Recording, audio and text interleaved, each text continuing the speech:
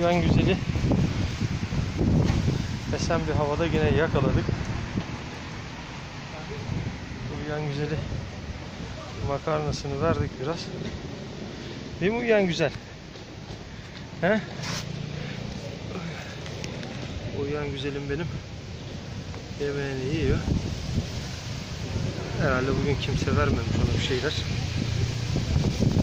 Uyuyan güzel. Pıs pıs pıs pıs pıs pıs pıs.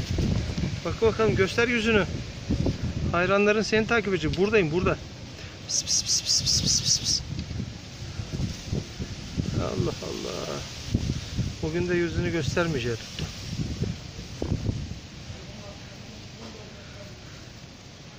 Hadi bakalım. Pıs pıs pıs pıs pıs. Yok. Ben de gidiyorum bak. Hadi bakalım. Allah'a emanet ol.